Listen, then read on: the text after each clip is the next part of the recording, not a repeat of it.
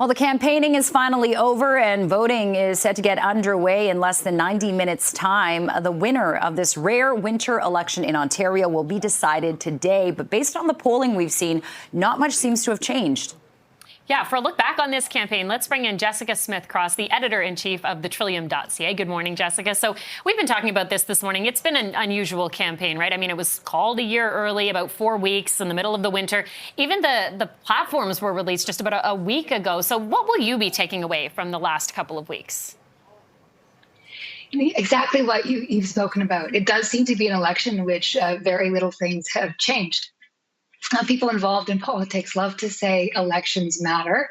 That's a phrase that means that people's opinions generally do shift during election.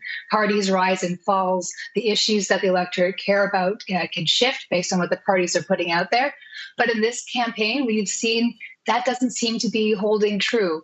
All of the polling that we have done has shown that the way people feel about whether things are headed in the right or wrong direction in Ontario hasn't changed.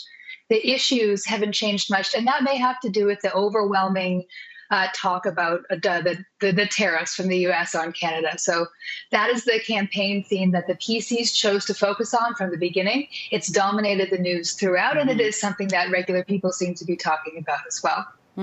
Absolutely. And, you know, the other political party leaders, aside from Doug Ford, are saying that this election, $189 million could be spent on other things.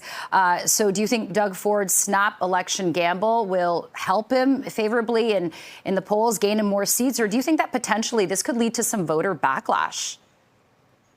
Yeah, that's what we thought at the outset of the campaign. There was some precedent in Ontario for voters not really liking it when leaders to premiers trigger elections early to sort of take advantage of high polls and other factors. We did some polling on this as well. And well, we found that actually a majority of people in Ontario do believe that the premier called the election for sort of self-interested political reasons.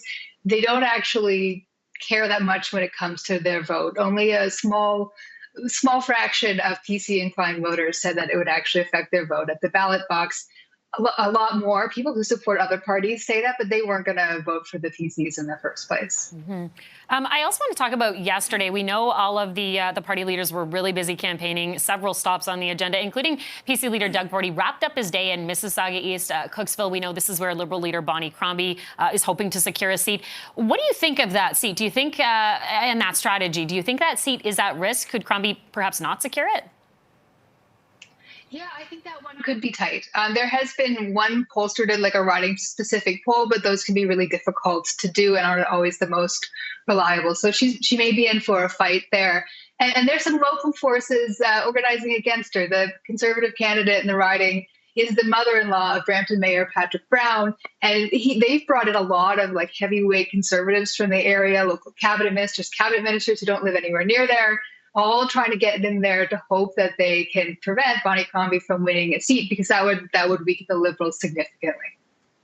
Yeah, and as we've seen from our Nanos research poll every day leading up to today, Doug Ford has maintained a healthy lead over the Liberals and the rest of the parties by about 14%, pretty much unchanged since when he started. And I guess the big question is who will be the official opposition? And there's a gap there as well. But do you think we could be seeing that closing after today? Yeah, that's an interesting question. And it's one of the things that I'm going to be looking for the most closely tonight, because I don't know which it's going to be.